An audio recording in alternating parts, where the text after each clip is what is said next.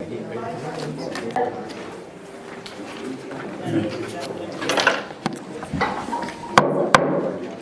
evening, welcome.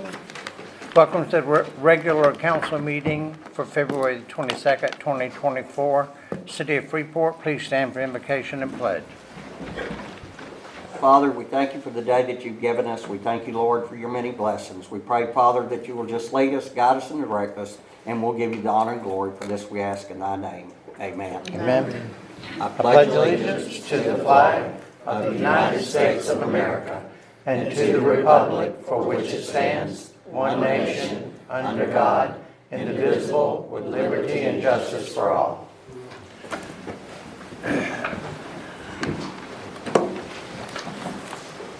We understand that there are a number of people here who may wish to address the council in order for the meeting to proceed in an orderly manner.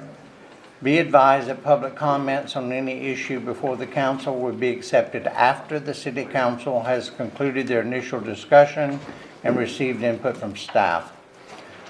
When we ask for public comment, please raise your hand. You will be recognized to approach the podium, and at that time you will need to state your name for the record and spell your last name. We ask that you limit your remarks to 3 minutes. After public comment has concluded, the council will readdress the issue at hand prior to action being taken.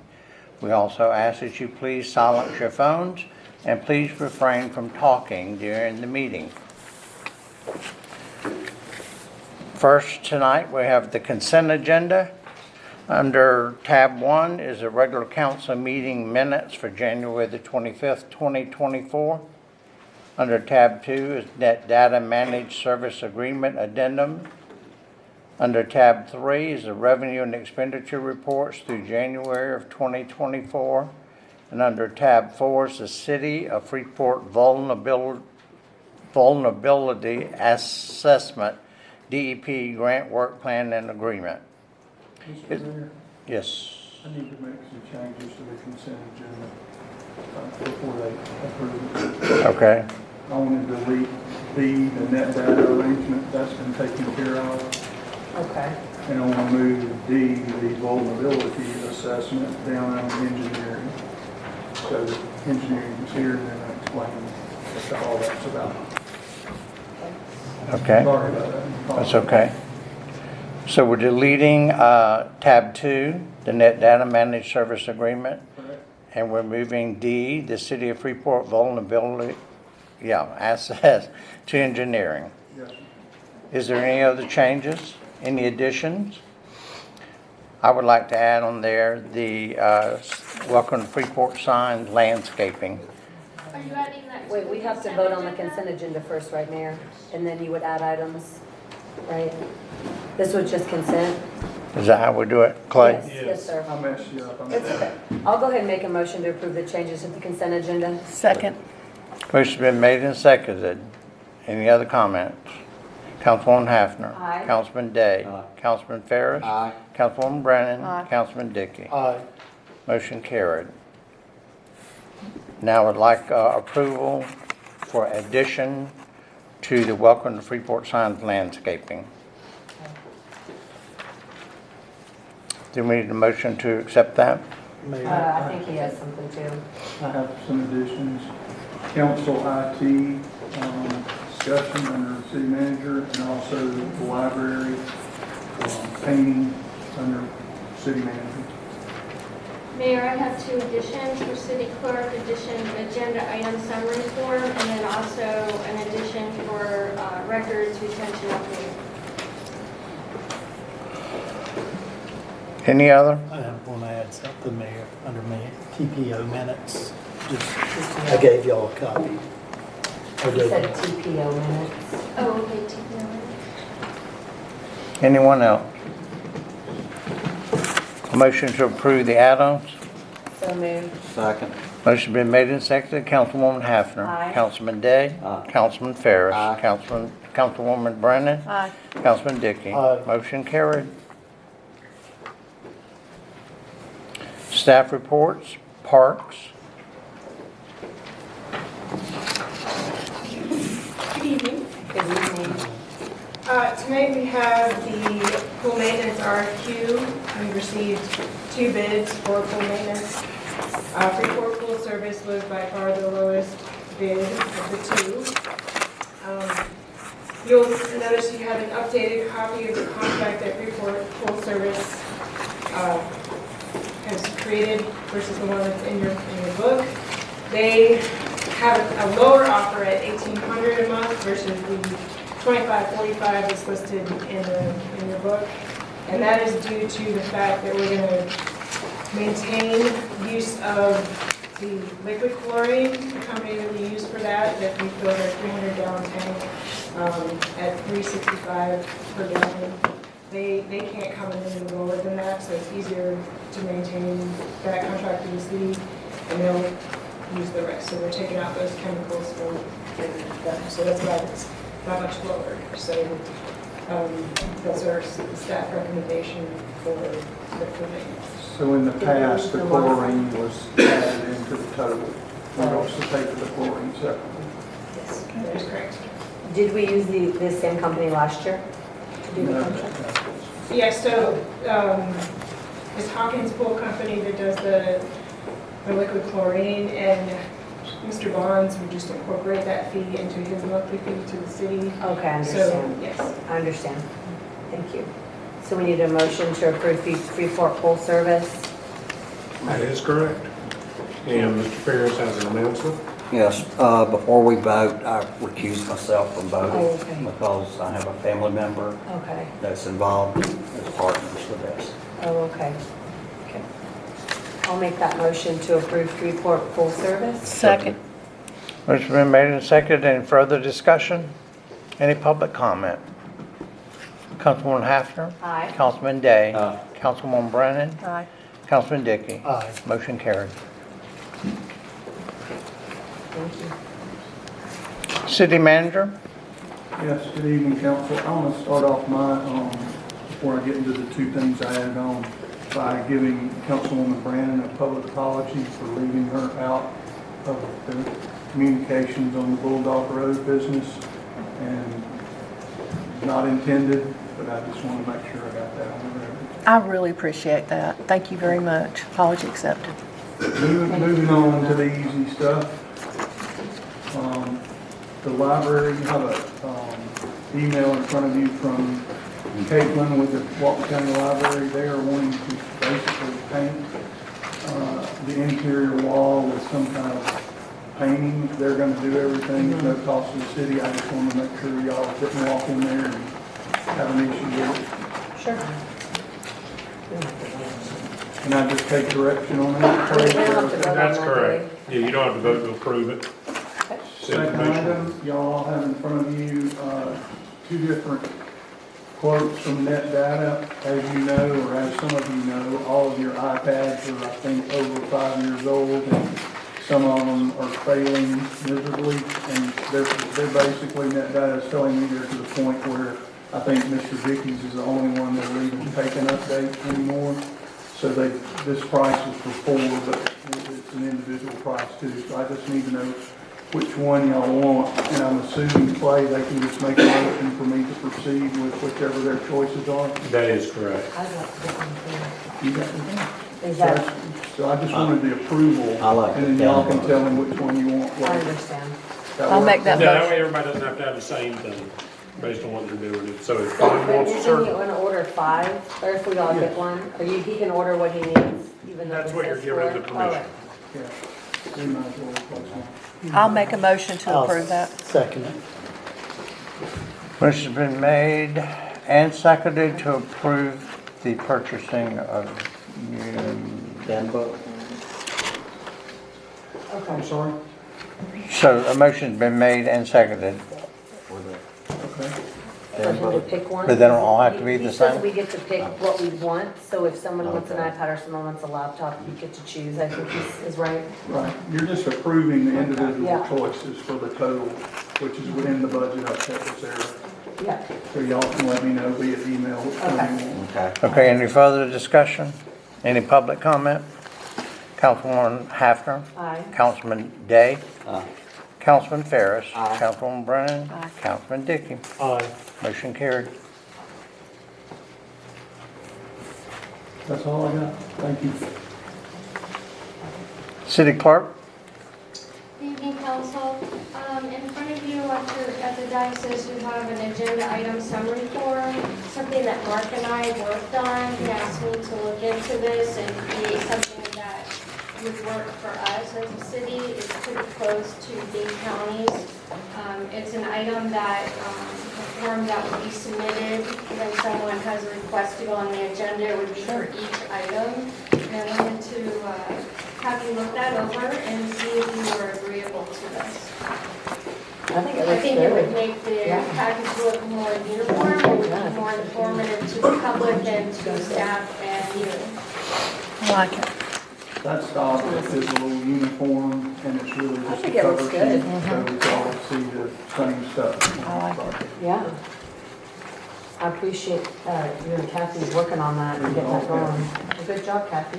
Do we need a motion? We do. Let's take a motion on that. I'll make a motion to approve. Second. There's been made and seconded. Any further discussion? Public comment? Councilwoman Hafner. Aye. Councilman Day. Aye. Councilman Ferris. Aye. Councilwoman Brennan. Aye. Councilman Dickey. Aye. Motion carried. Also, wanted to let you guys know, we're working on the records retention still. I know it's been a long road, we have a lot of boxes. I have been shredding things that are older than 15 years past its retention. As of this afternoon, it is 43 cubic feet, it is 43 banker boxes that were over 15 years past the retention date. Also, we contacted Gilmore, and they offered us a second shred bin at no cost, so now we have two. And that's my update. Excellent. Thank you, good. Kathy. Thank you. Appreciate it. And we're still working on Old City Hall to get shelves built down there, so when she does get done with the stuff we need to keep, that's what it is. Okay, anything more? Moving right along, Planning Department. Good evening, Mayor and Council. Vote. Can you hear me? The first item that we have on the agenda is the Chelco Operations and Service Center in Freeport. This is a major development application, and it's located on West Bay Loop Road on Dunaway, with the intersection of Dunaway Road. This is going to be a 28,638 square foot operations and service center with a 10,000 square foot storage building. You probably remember, some of you were on the agenda back, or on the council back when in 2019 they changed the future land use and zoning, and y'all approved that to get ready for this center to move to Freeport. We've done a review. They're meeting all of the land development code, including buffering, and the engineer is here to answer any technical questions that you may have. Do you have any questions for me before I yield to him?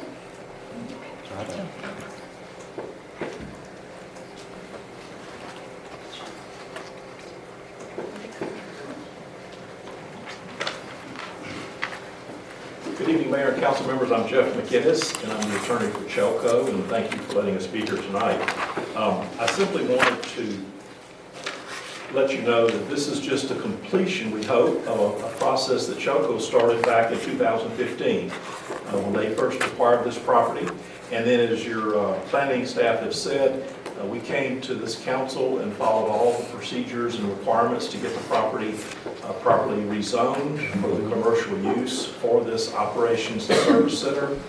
We also had to have the future land use categories changed. We followed all those procedures, including the posting of signs and the notice to persons living within 500 feet of the property, and then came and went through each of your public hearings, both with your planning agency and then this council ultimately. The purpose of this development on this site is to build a new operations center near the Hammock Bay community area of Freeport to improve outage response times to the central and southern parts of Walton County, and to improve overall reliability of the electrical services to these areas of the county and to Hammock Bay and Freeport in general. Approximately 60% of Chelco's meters are located in the central and south Walton County areas, and this new facility will include a member services and payment office to serve the Port Village members in Freeport and the surrounding areas. We believe that this will be an excellent addition to the city of Freeport. The economic impact of this project will include, there will be 30 jobs located at this site, persons that will be working there and working out of there. Of course, we believe that brings along with it an economic advantage to the city. Those persons buying gas and food and things while they're here in town. We also know that our experiences from Hurricane Michael and other subsequent storms have shown that we need to be able to centrally locate staging areas for crews and equipment to provide quicker response times and quicker recovery in those storm events. And we believe that will be a major advantage to the entire Freeport area to have this facility located right here within your city. As the staff said, this project meets all of the requirements. We've not asked for any variances, we've not asked to change anything, and we have responded fully to the staff with anything that needs to be adjusted in our application. We are here tonight to answer any other questions you may have, to ask for your favorable consideration, and our engineer is here, the project engineer, so we'd be happy to answer anything we can to assist you in your consideration of the project. Councilwoman Hafner? Thank you, Mayor. I just had one question. Can you just share with me what's going to go in the lay-down yard? Is there going to be equipment there? I know it says heavy-duty asphalt on the map. What's going to be in that large facility behind the service center? My understanding, the laydown yard is an area where, in fact, inventory Okay, of materials, Sure. supplies, equipment will be there okay, that are needed to go out daily and making Sure. repairs and improvements to the system. sure. Certainly, that laydown yard is going to give us enough space to Okay, do staging and storm events, and Sure. also to bring in more equipment if it's needed. It will keep an inventory for Chelco sure. of all the equipment and materials that they need for the system right here in the Freeport area. Okay. So they're not having to transport from longer distances or not Sure. maintain enough inventory to give you a quick recovery time. Okay. And is this going to be a 24-hour working facility, or if it's just emergency, it's that way, or are they just working, like a 9 to 5, or what's the My shift understanding rotation is that there? it's not going to be a 24-hour Okay. working facility. Clearly, if crews had to come in the middle of the Of night course. to bring up outages, they will do that. Sure. They will start in the mornings, and the crews will go out.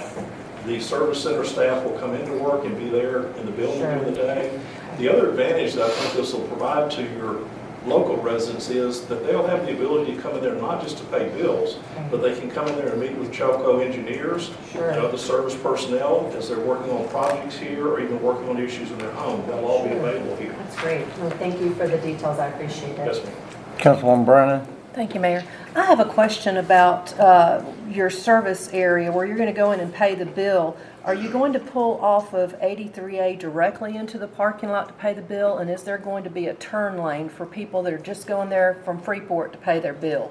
Is there an area that, I could let the engineer speak to that. Okay. She's laid these plans out. Okay, thank I'm you. very happy to answer that for you. Thank you. Are you asking, Whenever I would go to pay my bill, when I go down 83A, looking at the plans here, when I go in, do I turn to Dunny Way Road and then go into a service area, or am I gonna turn right off of 83A? Off of the main road. Okay, is there That gonna be way, a, it's more for the service people to go down to the laydown yard. okay. Oh, yeah, because Dunaway's a little Okay, further down. so I'm going to pay my bill. Is there a turn lane, or is there gonna be a little turn lane there for people to be able to turn? Because I know that traffic gets backed up really bad all up and down 83A, so you're gonna have somebody waiting to turn in and people Based- flying right. around them if you don't have Based a on the turn. traffic analysis, that right turn, left turn is not warranted right now here. So there's not a left or right turn lane warranted. Okay. Okay, And that's based on existing data with the growth factor added onto it based on how fast, traffic is growing. okay, And the PM peak, because typically during the PM peak, their staff is, Yeah. like the service center staff, they come in early around Right. 6, right. and they go out to do their job, they come back at 3, Yeah. they're done at 3:30, so they're kind of out of there. Yeah, I worked for Shelco when I was in my 11th and 12th grade year, so I know how it works. In the Right, morning, and then they're the- in early and out. And then the staff in the admin building, they're usually gone at 4, they're Yeah. leaving too, so there's not people coming in during the PM. I'm just concerned about grandma and grandpa trying to figure out how to understand. turn, and I know how people get angry when people are trying to turn and they can't, so I'm just, Is there you know. not gonna be a parking lot entrance on Dunaway? I can't tell on the map if there's, or you're saying this other parking area is just for service people, or is there gonna be an Yeah, no, entrance that someone can turn on Dunaway and get in to pay their bill? There is the entrance right there, but the main entrance, and that's more, like, that parking lot is more for employees. Like, if someone was just coming in, they didn't want to walk so far, just come in straight to the building to pay their bill, they could come in to that first parking lot that's smaller. Right. Okay. I mean, they could park, there's walkways across, but ideally, someone won't have to walk so far to go pay their bill. Sure, I understand. Okay, thank you. Thank you. Anything more? Yeah, there's about 10 spots. No more? So we need a motion to approve. We do. We need a public comment first. We can do public comment after the motion. I make the motion to approve. Second. Motion been made and seconded. Any public comment? Councilwoman Hafner. Aye. Councilman Day. Aye. Councilman Ferris. Aye. Councilwoman Brennan. Aye. Councilman Dickey. Aye. Motion carried.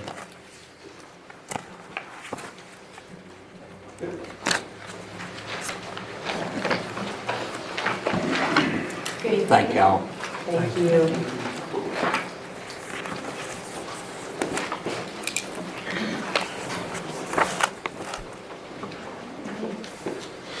The next item we have on the agenda is the Highway 331 Retail Center Development Application. This is another major development application.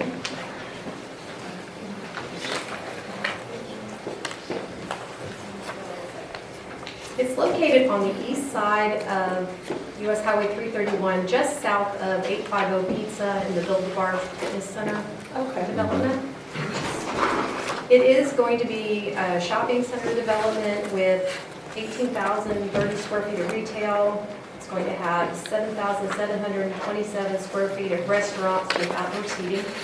And then they're going to have a standalone restaurant as well that's going to be a future drive-through, from what I understand, coffee shop type restaurant. They are requesting a sidewalk buyout, and there is no, just for your information in case you're curious, there's no protected tree mitigation because they are actually replanting more trees than. Okay. They do meet all the requirements of the Land Development Code as well as the South Corridor standards. And Curtis Smith with Nautilus is here to answer any technical questions you may have, but do you have any questions for me before I call him up? No? Okay. Thank you. Thank you. Good evening. Good evening. I have the full presentation with us tonight. I'm happy to go into detail on anything you want to ask about. We went into a lot of detail in the planning commission meeting. I think we'll kind of focus on, just give you a little bit of background on the site plan here. As Samantha said, we got about 25,000 total square feet, 25,700 total square feet of restaurant and retail type space. It would be kind of mixed as the tenants come in. That'll be ironed out. We've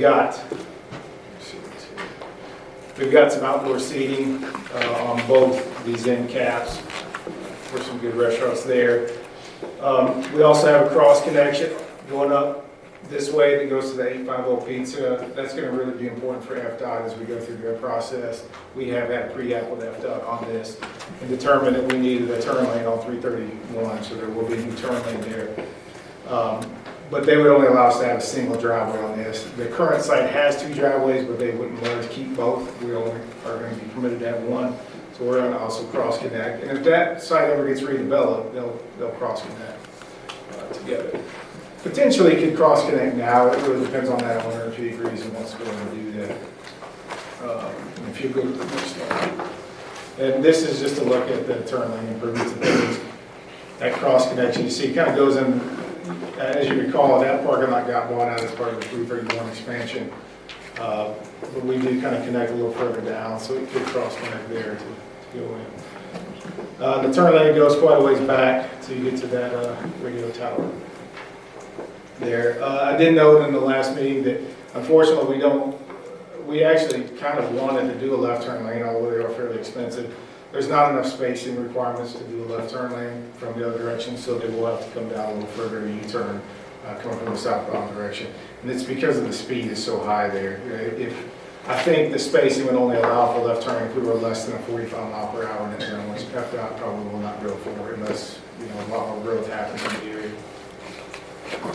All right, if you go to the next slide. Just a quick thing on drainage. We do have to contain a 100-year storm because we're discharging the FDOT. So because of that, we had to go a little bit further than normal on stormwater. We've got some impervious pavement, which we used on the Marquee shop site. You've been there at Little Spring Churros and parked in the outskirts. A lot of that similar stuff here. We'll have a retaining wall to add some more volume on the front, but there's a very dense landscape screening, so you don't really see that low retaining wall. We'll go to the next slide. That's just a screenshot of our landscape plans. You see very dense buffer zones on the east and the south, and also a very pretty dense landscape street tree type thing along 331. A lot of nice palms on this, and we've also proposed some Sylvester palms, similar to what you'd see at Grand Boulevard and Alice Beach and things, those big beautiful palms. So we wanted to really make this stand out as one of the more elegant sites on that strip. Next slide, please. And this is just some preliminary architectural plans, just to give you an idea of what it looks like. Kelly May at Southern Lines does a great job on architectural, just to make the buildings stand out a little bit. They're not just boxy. There's a lot of up and down undulations on the building facade, different slope roof lines. Next slide. Also note we have two different building types. The buildings, it's C-shaped on the site plan. Buildings A and C are just mirrored, and building B here is the one in the back. A and C, I believe, have 25-foot column grids, so those tenants will be able to rent 25-foot, 50-foot, those types of spaces. Potentially even cut it up differently. The building in the back has wider column grids, just for some variation in types of services that could come in there. And next slide, please. And the last slide here is just some renderings that she put together for what this will look like built out. So, any questions? What is your time frame on development? Well, we still have to do the DOT. DOT doesn't actually want us to do their permit until we get development orders now. So we still have to do that part, but right after that, I believe you're going to start construction pretty soon. Yeah, I mean, we're hoping to start by April 1st. Okay. All right. Well, I'll make a motion to approve. Second. Motion been made and seconded. Further discussion? Public comment? Councilwoman Hafner. Aye. Councilman Day. Councilman Ferris. Aye. Councilwoman Brennan. Aye. Councilman Dickey. Aye. Motion carried.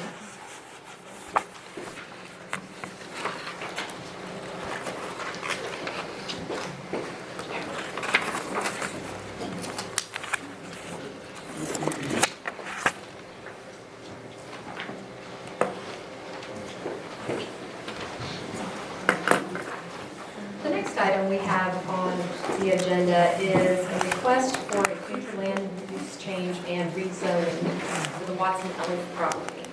This property is located south on 331 on the west-hand side of the road. It is a part of a larger parcel. They're asking for the future land use change on approximately 1.35 acres. And then they're asking for the rezoning for approximately 6.81 acres. The reason for this is it is for access between the northern portion and the southern portion of the property. The future land use that they're asking to have changed is from conservation to mixed use, and that will involve a wetland, but it is not a high-quality wetland. Do you have any questions for me before? I do. Councilwoman Hafner.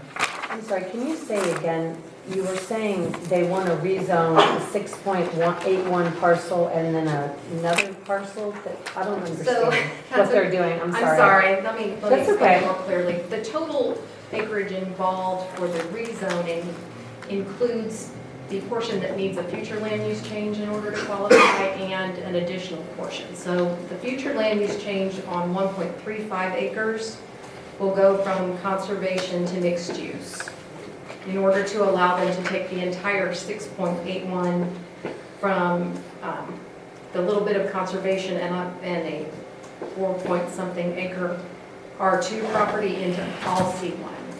And what can you do on a conservation property? You would be able to build nothing, is that right? Correct. Right, Correct. okay.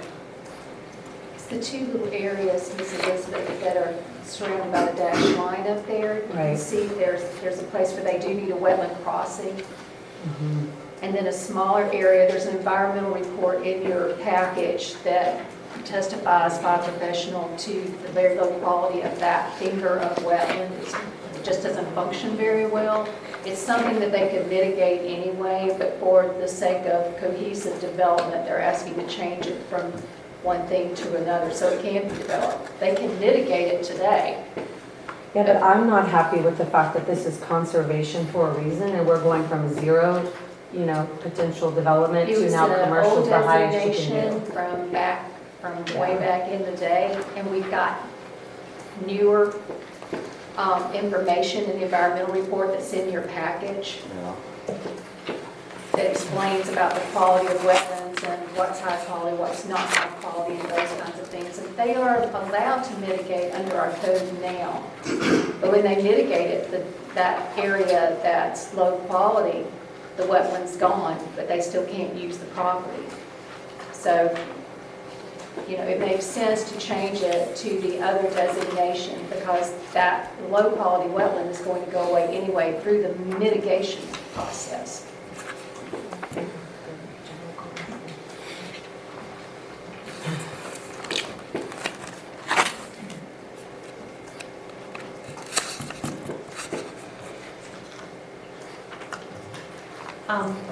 The representative is here from the Watson Elliott group. If you would like to ask questions of him, he'd like to give you a little presentation about what they plan to do and why they're requesting this. Please, because I don't understand. Yeah. Good evening. Hello. I'm Ray Greer. My address is 2910 Cary Forest Parkway, Tallahassee, Florida. And I am the agent for the Watson Elliott property. And to go back to the whole site, this whole site is right around 100 acres. And what we're looking to do, this site has a future land use of mixed use with a small portion that's up at 331 of medium density residential, and then we have conservation on the site. And we have, if you look at the whole site, you can see that the mixed use is up in the front of the property closer to 331. And the conservation, then naturally when the comprehensive plan was done and the wetland maps were utilized, and this was done back, probably the original comprehensive plan back in the 90s, they used national wetlands inventory to map out wetlands.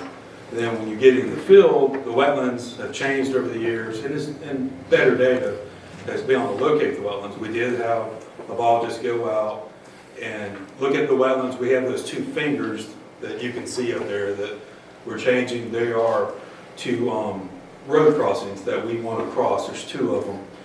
But the intent, and they're low quality wetlands, they've been bifurcated from the rest of the wetlands, from logging roads and the past history of the property.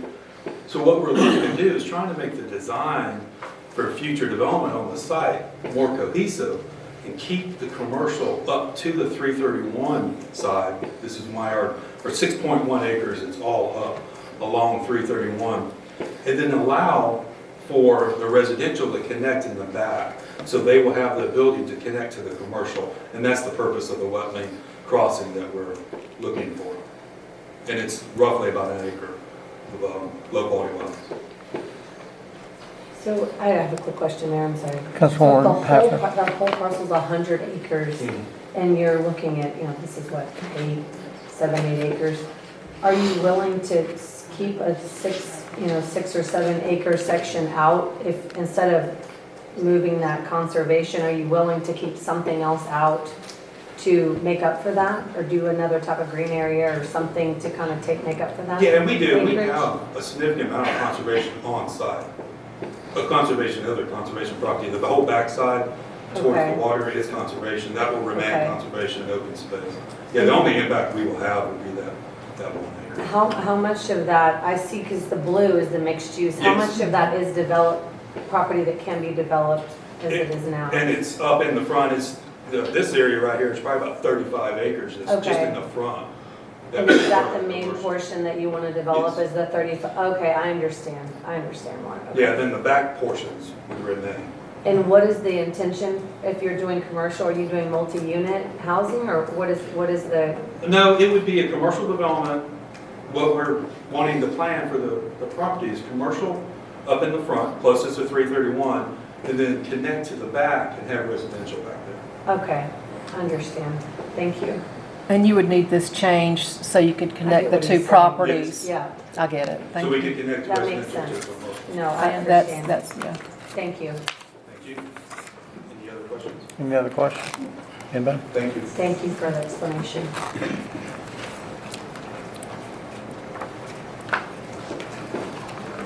So if there aren't any further questions for this one, we are going to be requesting that you authorize the approval to move forward with it, which would be the first reading of the ordinances for this evening, and then to allow us to advertise for the second readings.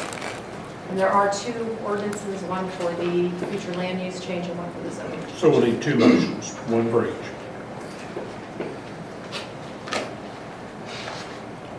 How do we need to phrase it?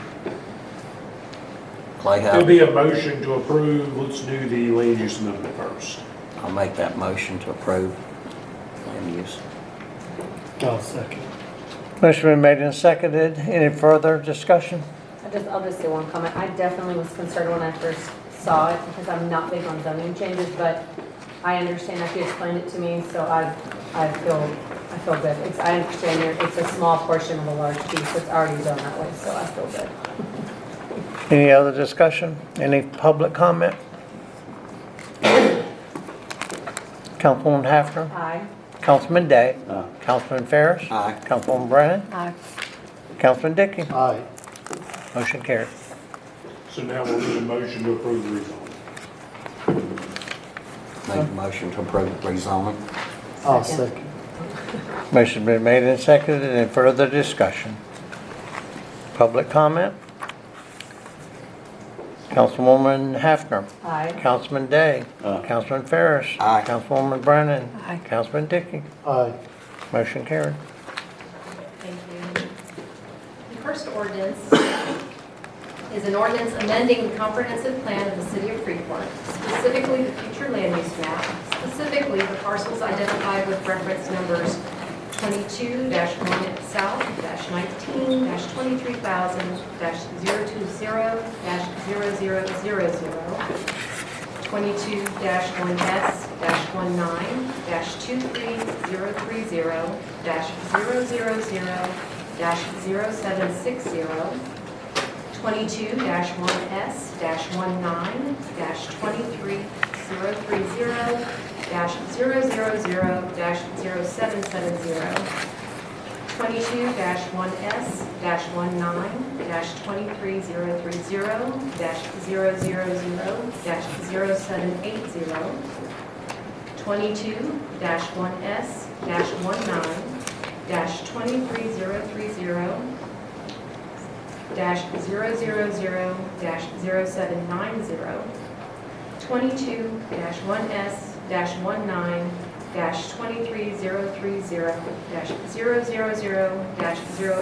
22-1S-119-23030-000-0790, 22-1S-190-23030-000-0800,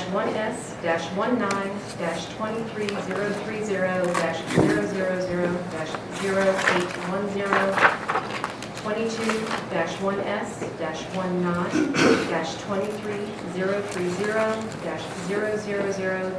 22-1S-190-23030-00820, 22-1S-190-23030-00820, 22-1S-000-0830, 22-1S-119-23030-000-0840, 22-1S-119-23030-000-0850, and 22-1S-119-23030-000-0860, containing 1.35 acres more or less from the city's future land use designation of environmental conservation to the city's mixed-use future land use designation.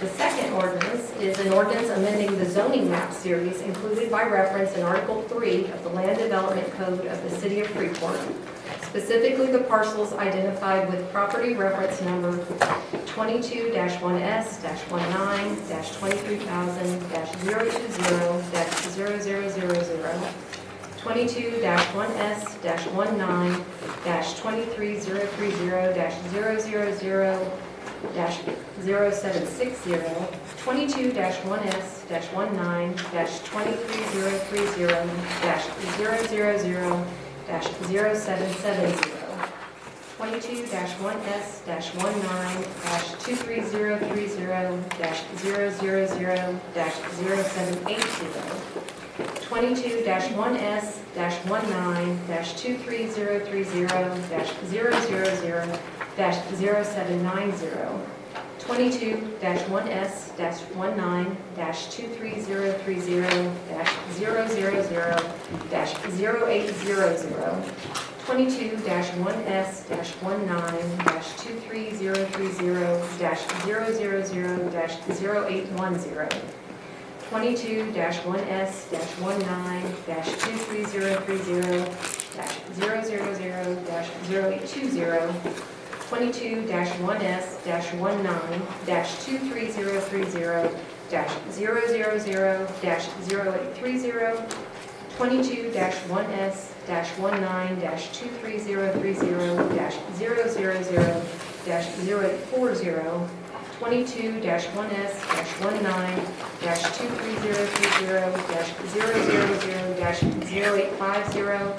and 22-1S-119-23030-000-080, containing approximately 6.74 acres more or less and described by the legal description contained in Section 1 below, amending the zoning assignment and assigning zoning for conservation and medium-density residential to general commercial.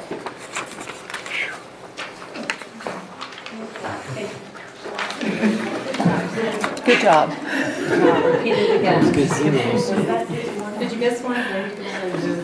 The very last item I have for you this evening is a PDP application for Alaqua Preserve. You will note in your packet that some of the documents refer to Red Wolf Preserve. During the process of technical review, they did change the name of this. It is officially going to be Alaqua Preserve.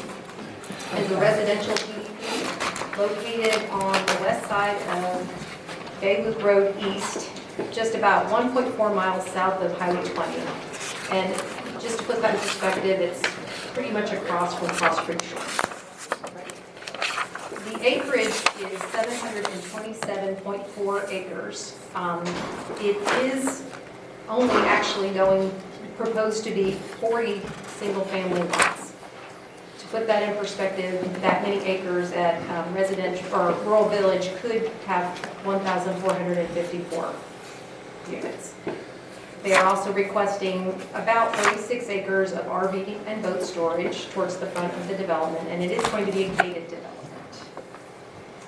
The variance is being requested. They're requesting a number of street trees due to the rural nature of the development. They're trying to keep this as rural as possible. Right. Large lots ranging from 2 to 80 acre lots. They're requesting a waiver of the requirement for sidewalks along 83A East because of the already presence of the multimodal path. They're requesting that tree surveys be required on a lot-by-lot basis as building permits are applied for because of the large lot size. They are requesting to develop the parcel as a rural subdivision as defined by Northwest Florida Water Management District. This limits the maximum ISR to 5% of the total project acreage. They're requesting allowances to provide overhead utility lines, again, due to the large size of the lots and the large roadway frontage. They're requesting that septic tanks be allowed rather than requiring connection to city sewer because of the rural nature and large lot size. And they're requesting a waiver of street lighting because they're trying to minimize lot pollution and keeping this a natural area. They're requesting a waiver of the building height maximum of 35 feet because they want to allow for barns on the longer lots. And they are requesting block lengths longer than 2,200 feet, again, due to how spread out the development is hoped to be that they're going to be putting on here. So do you have any questions for me? I got one. The one that stands out to me is about the septic tanks. I know. That we're trying to get septic tanks out. Yes. And if we go allowing septic tanks, especially in the city, then what are we gonna do when somebody else comes before us and they wanna put in septic tanks? And we're trying to protect our bays, our waterways. So I do have a problem with that. The rest of it I'm fine, but I do have a problem about the septic tanks. I understand. Again, this is a planned development project and they are allowed to ask for variances. And as a council, after you hear from the engineer, if you feel that anything doesn't go, you can either recommend approval, recommend not approval, or approval with changes. So that is what they're requesting. And again, the reason is because the lots are so spread out. But I'd like to let their engineer, Scott Jenkins, address that. And I know Mr. Odom is here also and would like to address the council. Is there anything else that I can answer for you before I turn it over? No?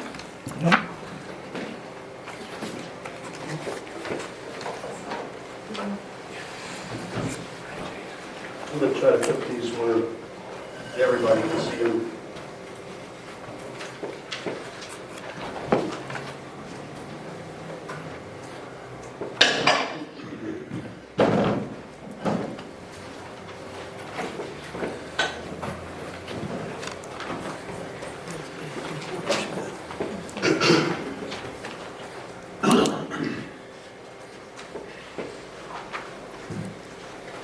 Good evening, Jay Odom, developer of Hammock Bay, and we're excited about this project. I'm going to stand over there and give you an overview because it's much easier to see with the graphics and explain what we're doing. We're only putting 40 lots on 700 acres.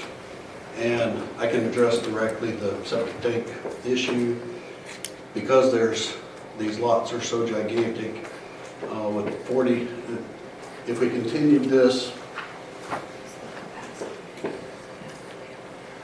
is Highway 20, Bayland Road.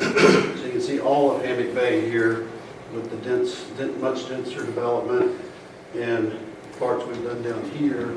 This is the total of this area in the dark green is 1,400 acres. 2 years ago, the dark green spots, which is just over 700 acres, I put into permanent conservation. It can't ever be anything done with it. We're working with Alcohol Rescue on this land to have some small animal rehab facilities where they can bring animals, work with them and release them. And so on that 700 acres that surrounds this, no development can ever take place. So on this 1,400 acres between the preservation and that 40 lots, that could have been 2,800 residential lots. And we decided to give that up and go a different direction with that and only do 40 lots. Well, there's 700 acres where these 40 lots are. It really encompasses 1,400 acres. And so there's two main roads that come off Bay Loop. And between these two roads, they're over 4 miles long. And then some of the lots, this is an 80-acre lot. So with a house proposed here, besides the several miles of road, there's another half mile to the house. So if you do sewer, you've got to run a sewer line 2.5 miles to get to the house. So the cost of that is astronomical. And that's the reason it has city water, but not sewer. And so I felt like the trade-off between 2,800 homes and 40, with these large lots that land perks well, offset the situation with septic tanks. And that's the reason that we're doing the septic tanks. But as you can see, with the 700 acres, with 40 lots, our goal is to make it preservation. The reason without the street lights is we don't want light pollution. It's covered with animals. Every day in there we see deer and all kinds of different animals in there, and that's what we want to keep it. It is gated. The streets are private. The city will not have to maintain any of this infrastructure. The water line will be the city's, but all the streets and the stormwater and everything else will be the responsibility of the homeowner association. These owners will have access to all, they'll be part of Hammock Bay, they'll have access to all the Hammock Bay amenities, but then they'll also have their sub-association that will maintain the roads and the gates. And this drawing is a blow-up of just that center section, so you can easier see where the preservation land is, the permanent conservation, and then the 40 lots that's on 700 acres.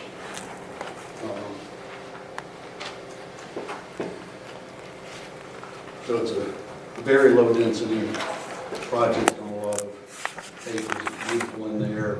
It has been timberland, but along all the wetlands and the creeks, that land is timbered, so it's all natural hardwoods, big trees, and we're going to preserve all those so that it's just, when you get back in there, it's just gorgeous.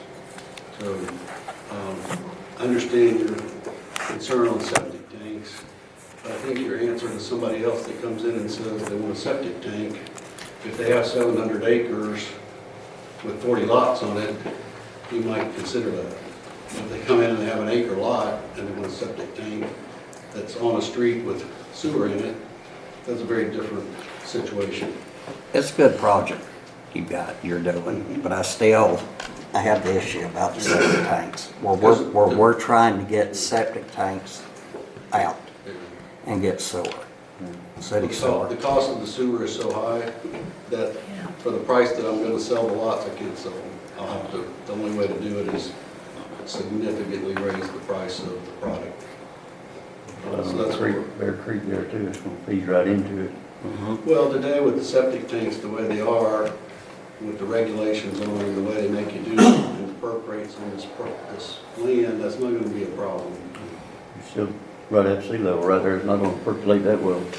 So they're not at sea level. On the upper end of this, the elevation is 38 feet, and we've had the testing done, the lots are sandy, and there is down the very bottom part of the preservation down here.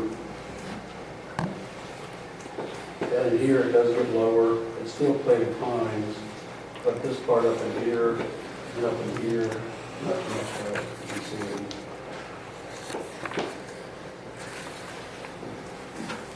Can I ask you a question? Yes. I think it's a great project. I was just wondering if we made the exception for septic, if that would conflict with any of our other projects, like Daniel's Fish Camp or whatever, where we're saying that we're trying to get rid of the septics. Is that going to be okay with DEP and such, if they were aware that we were making exceptions? Well, every lot has to go in for permitting through the health department in the state to get a septic tank permit. I mean, it's a good project, don't get me wrong, and I appreciate what you're doing, but I have to look at what we're trying to do about getting septic tanks out and about protecting our waterways and protecting our water system.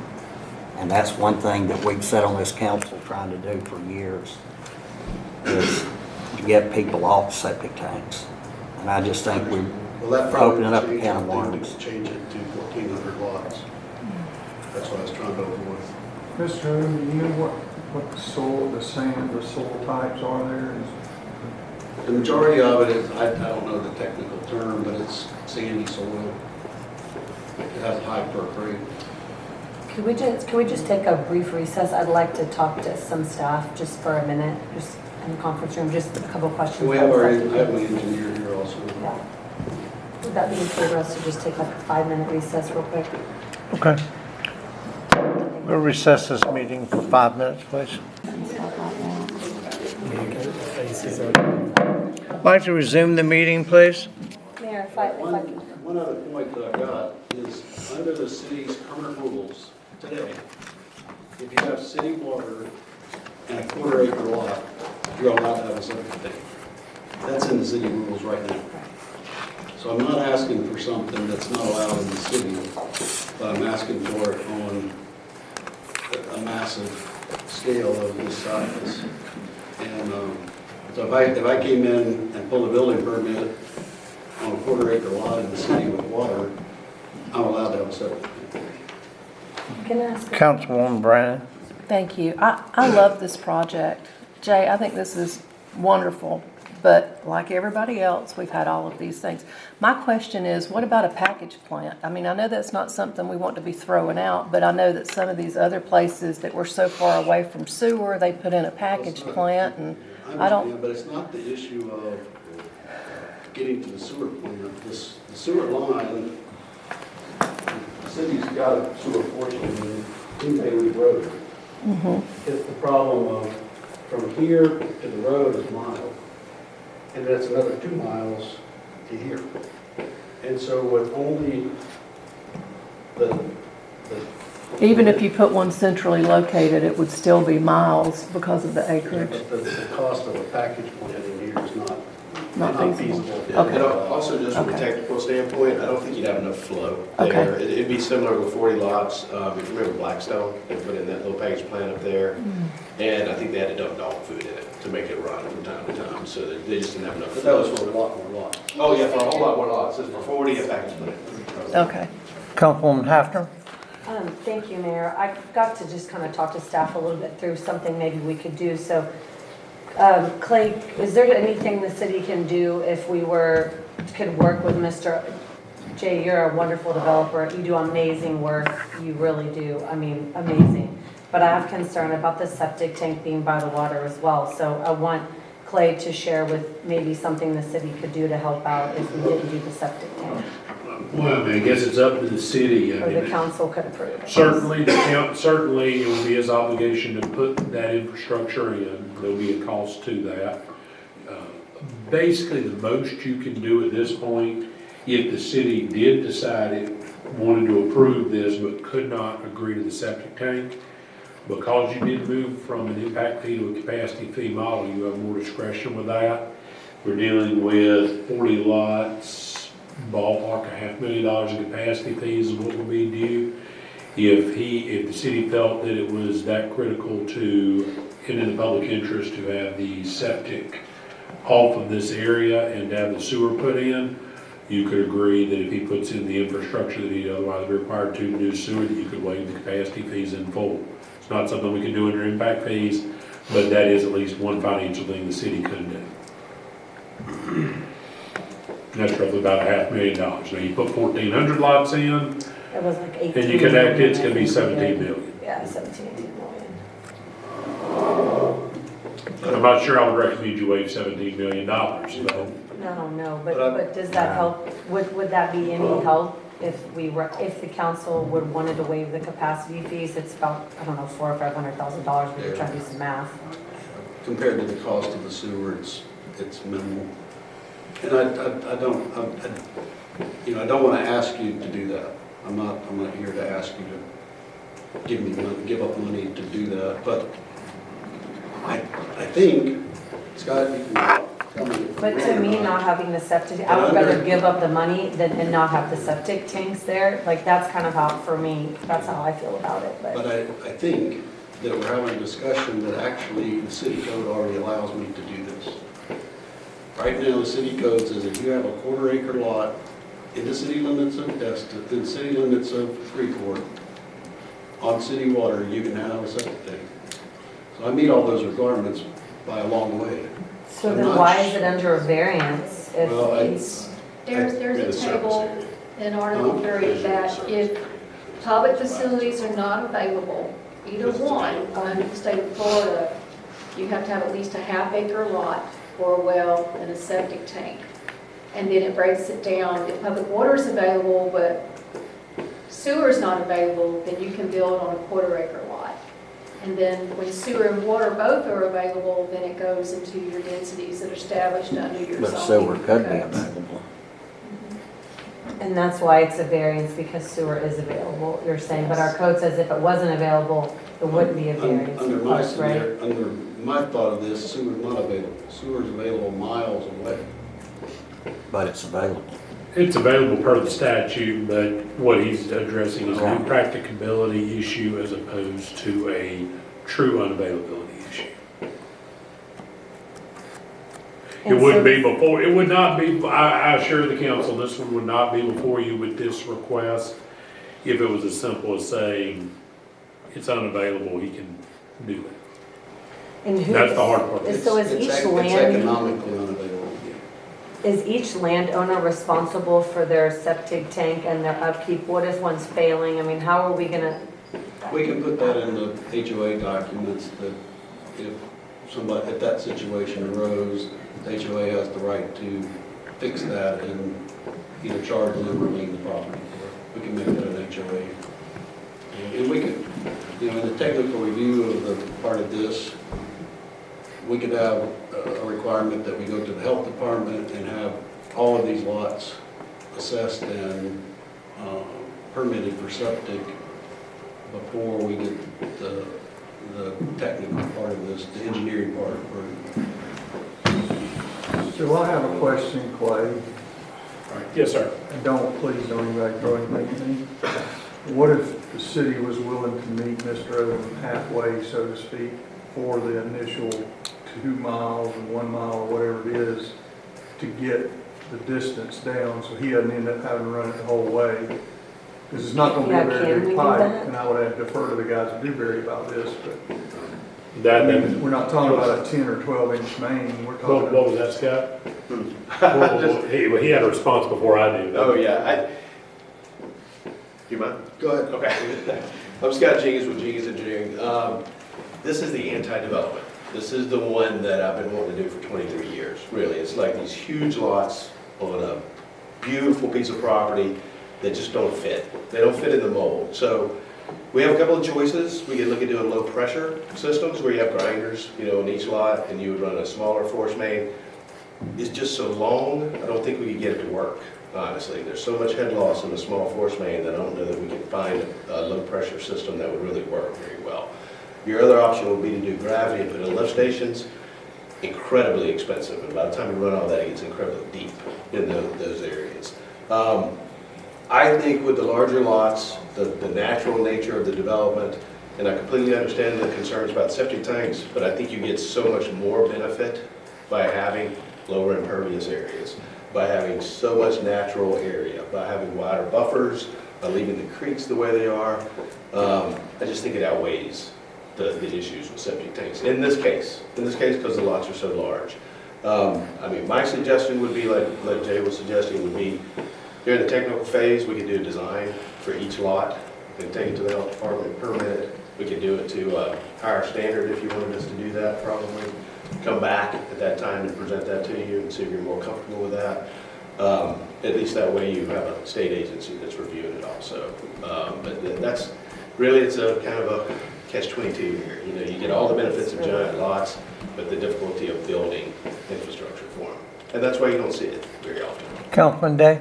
Well, I'm looking at it there, and maybe I'm looking at it wrong, but on the map on the screen, is the houses gonna be right on the waterway right there, and, you know, one house to a 4 acre lot or whatever, if the house and the septic tank's right on the water, it's still gonna drain to the water. This is Bear Creek comes up here, and this is not, this is a drainage way, but there's not open water. That's Bear Creek, isn't it? He said there's Bear Creek at the bottom. The main part. It comes of up the Bear other Creek side. comes up this way. Once Bear you Creek get to runs all the way here, up to you the can't, houses up there. you I can't. know where Bear Creek is. This is more like a swamp.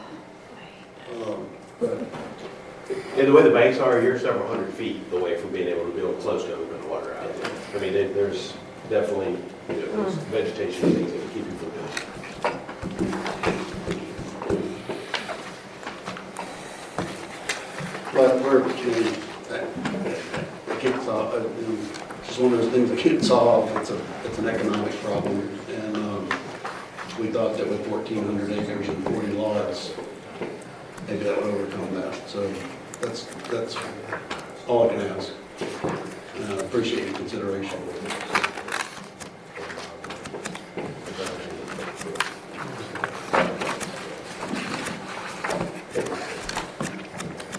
Well, I'd much rather see 40 lots than 1,400 homes there and no trees left and everything else, all the creeks and everything messed up. And I'm very torn because I love the concept of what they're doing here.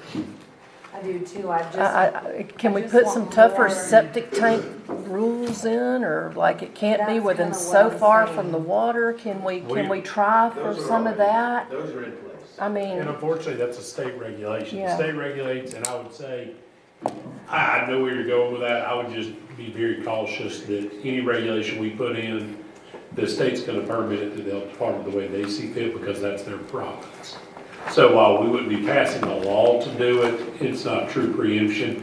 I don't know that they're gonna take anything we say to override what they decide. And he's probably right. It is probably stringent enough that their rule would probably accomplish what you're saying. But I would hate to tell the council to approve that, only to find out the health department said, no, it's our rules, not yours. Well, we'll voluntarily agree, whatever their distance is from that water, we'll enforce that through the HOA and a deed restriction that will double that. Okay. Whatever the state says, if they say you gotta be 100 feet, we'll be 200 feet. If they say you gotta be 200 feet, we'll be 400 feet. I like that. But we can enforce that, in an agreement with the city, regardless of what the state says. Councilwoman Hafner? Thank you. And I appreciate that, Jay, and I just want to make sure they're safe, they're not going to leak, we're not going to get into a disaster where it's leaking out. So I think if we're far enough from the water, you know, you're going to go higher, that makes me feel a little bit more comfortable, because I do appreciate the fact that you are doing 40 acres on, when you could do, 40 lots instead of 12, whatever it was, thousands of lots. So I can understand the trade-off, and like I said, I respect all the development you do. I respect Scott Jenkins, his projects are always top-notch. And I understand the trade-off, and I'm more comfortable with stricter regulations on it. If your HOA is going to be strict with it, if you're willing to do more than what the state is allowing, I can get on board with that. You could make that a requirement of the approval. Yeah, I can be okay with that personally. I can deal with stricter septic. Can we Yeah. get that in writing to us? Yeah, Mr. Odom Before we said it. approve Well, it? no, it'll be a requirement of your approval Okay. attached to the PDP itself. State, Clay, could you state what it is, and I'll approve that motion, just so I don't mix anything up, or make a motion?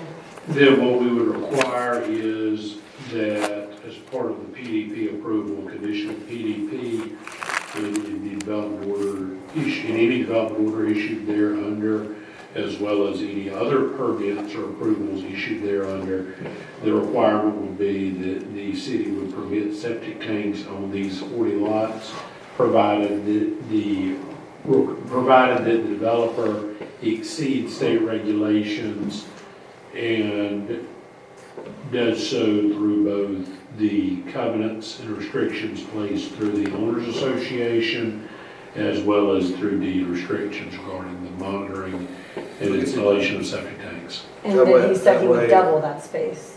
The distance from the Double the water, we distance. can double. That's right, and then the doubling the distance would be one of the requirements in exceeding the state. If we put in a deed restriction, then even if I'm not here or HOA falls apart or whatever, it's still. Agreed, if it's in both and it's part of that, that would Okay. be, that's it. Okay, I'm gonna make that motion. to Second. approve You got of that, Matilda? Yep. I'll second that. Any further discussion? Public comment? Councilwoman Hafner? Aye. Councilman Day? Councilman Ferris? Aye. Councilwoman Brennan? Aye. And Councilman Dickey? Aye. Motion carried. There'll be a resolution, I need to have a resolution number. and- So let's, what we do is I now need a motion to adopt resolution that will be 2024-01. So moved. Second. And we'll put the qualifying language in the resolution before we bring it to you. I would, well, no, we can go ahead and adopt the resolution that's in the packet, provided the bullet point that reads, septic tanks are allowed in this development, I guess we take a. comma, provided that, insert that full text, and then the mayor and the clerk can sign. Yeah, we'll make sure that happens. Okay. So the resolution is 2024-1? Okay. Councilwoman Hafner? Aye. Councilman Day? Councilman Ferris? Aye. Councilwoman Brennan? Aye. Councilman Dickey? Aye. Motion carried. Thank you for working. We'll make you proud. Thank you. Good evening, Mayor and Council. First of all, before I get even started on this land development code revisions, I can send it to you a while back, but it's quite lengthy. There is a summary of it that I have put on your desk that basically goes over the salient points of that. In light of the hour, Is this first reading, by the way, Matilda? it would be first reading, but in light of the hour, I would rather give, I know several of you have not had the opportunity to really look at it well. Could I ask you to continue it to the next meeting Yes. so that we can have a little more time to go over it individually? Thank you. I'll make that If you motion. will, thank you. Second. Motion been made and seconded. Any discussion? Councilwoman Hafner? Aye. Councilman Day? Aye. Councilman Ferris? Aye. Councilwoman Brennan? Aye. Councilman Dickey? Aye. And I'm going to reach out to you, Mayor, and to each of the councils so that we can have a little meeting and maybe sit down and I'll kind of go through it with you and you can let me know if you have any concerns at that time. And that way, we're not here till midnight. Thank you. Thank you, Matilda. Next, under new business, I have given each of you something I received today. The town planner has brought up a project for, Engineering had something first. Vulnerability assessment. oh, I'm sorry, you added that, didn't you? Yeah. Where is engineering? Oh. Engineering, that's right. There you are, sorry. Sorry, I didn't write it down. The speed version. I'm gonna do it quick. This is an easy one. It's basically free money. So, yeah, so Mark, thanks for pulling this and highlighting it. But basically, we went after a grant for a vulnerability assessment. Basically, a vulnerability assessment looks at your critical assets, such as your hospitals, your schools, your roadways, your stormwater, and relates that back to flooding, sea level rise, all the things that are associated with the Florida Resiliency Grant Program. So, each municipality is required to have one. Now, you can fall underneath the county vulnerability assessment that they do, but they're not going to prioritize your infrastructure as well as you probably would if you were going after it yourself. Freeport received a $208,000 grant to perform a study, to look at that infrastructure, look at everything, determine what is vulnerable, what needs to be protected, and what can we do to, or what kind of plan can we put together to protect that infrastructure. And so that's what we did. We submitted that grant and we got approved. Now we We just need to move forward with the process. It's probably a year-long study. We've sat down with city staff, kind of gone through what that looks like. We will perform that study, bring that study back to you guys, and then you'll be able to utilize it for any future grant programs, any flooding type of studies that are needed or anything like that. So I guess, so that, I don't know, do we have that? There's just a couple. Okay. I thought we had a slideshow, but regardless, it's $208,000. It's 100% grant funded, and you'll be able to utilize it. Wait a minute, do you mean, this is sorry. Yes, sorry. Okay. Yeah, so we had a slideshow that we included in your packet. I don't know if you got a chance to look at it or not, but if you'll switch to the next slide, or back one. Yeah, so it's a lot of stuff there, but that kind of tells you what is going on with the grant program. That study will be used with the Department of Environmental Management local mitigation strategy program, and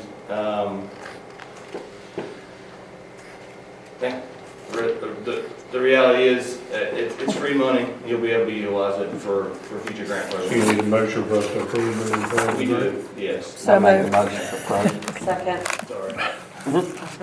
Motion been made and seconded. Further discussion?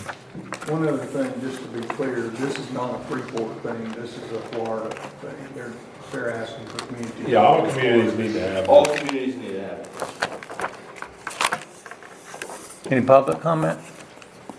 Councilwoman Hafner? Aye. Councilman Day? Aye. Councilman Ferris? Aye. Councilwoman Brennan? Aye. Councilman Dickey? Aye. Motion carried. Thank you. Thanks. Okay, I hadn't forgotten anybody else, have I? Okay. Today, Sandra Byrne brought me what I have given you as a rendering of the Welcome to Freeport signs. It was brought up as a project for the town planters, and then she put together some ideas and landscaping estimate, and she wanted me to bring it to the council. It also includes some solar lighting they have some on it now, but I think the ones that they are recommending are high-powered.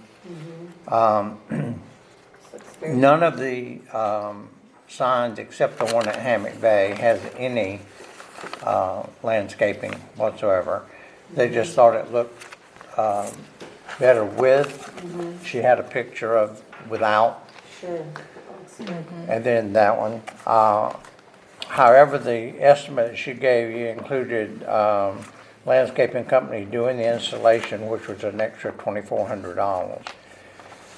So I told her I would present it to you and see what you had to say, see if it was something that you wanted to do on your own, or maybe work with the town planners on it to help fund it, or I just need something to tell her that I brought it up.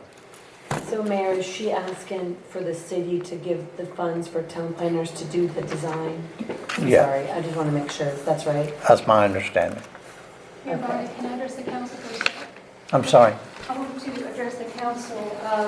As you know, our department collects buyout funds for protected trees, which are to go back into city landscaping projects. And we have more than adequate money in that fund to pay for that landscaping if you would like to approve it, subject to using the protected tree buyout funds to cover the cost of the landscaping. And have somebody professional doing it. I just had one question. Our park staff couldn't help with some of the installation to take down on that price of $2,400? I'm just saying that there is some funds that could directly, that we collect for landscaping, Sure. that could be used for that. I don't have a problem purchasing it, but I would like to save the installation fee is almost, what is that, 30%? Get the plants and then let the town planners and the city Well, staff put it together. Red kind of gave me the nod. I don't want to speak for him, but if Parks could maybe help or just, we could do our Well, own he used to work in installation. landscaping. Yeah. He says they can help, but then, the town planners for a project, they'd probably like to assist, which means they would be out there together. I have no problem spending, with us doing it. I just think we could save some money on installation We're and gonna use put our you to own work, people. Brad. Well, but if you Thank would you, like Red. to use that funding, we keep track of how much we have, and we have more than enough to cover the Yeah. amount of the landscaping. You just need to vote to allow us to use Sure. those protected tree buyout funds to the amount needed to cover the project. I think it looks nice. I'll make the motion to approve that buyout. I'll second it. Yeah, looks really Okay, motion's been made and seconded. Any further discussion? Is it for the design and the landscaping, or is It's to approve them to do. It's for everything except installation. it? Okay. Everything except installation, we're gonna do that ourselves. Protected tree buyout funds, definitely for it. Any further discussion? Public comment? Councilwoman Hafner? Aye. Councilman Day? Councilman Ferris? Aye. Councilwoman Brennan? Aye. And Councilman Dickey. Aye. Motion carried. Thank you so much. I'll let her know that tomorrow. Yeah, it looks really nice. Red, thank you so much Yeah. for volunteering on that. Sure, thank you. I'll let her know you used to work for a landscaping company for 10 years. another guy too that also works landscaping too, Okay. That's good. Good. Appreciate y'all. Alrighty, Councilman Dickey. We're gonna keep this very short, but the minutes from the February Okaloosa Walton Transportation Planning Organization meeting, we voted to request Amtrak to restore a station in Northwest Florida. Of course, you don't know where that will be. Since they have a depot there already, would be Chipley. It could possibly be, and they had talked about some others, but it possibly could be Chipley. The second was the ranking of transportation management system that was done. Then the third was enclosure C, and that's to get the date like 2045 long range goal. So that's just for your information. If anybody wants to go to one of these TPO meetings, you're more than welcome to come with me. Just let me know and It's a delight. I'll let you go. Legislative update, just for your information, bills that are making it their way through. Thank you. 145. And thank you for the opportunity to go to TPO. Thank you, Mr. Dickey, doing that for us. Thank you for doing that, yeah. A few years. Any other public comment? Nope. Meeting adjourned.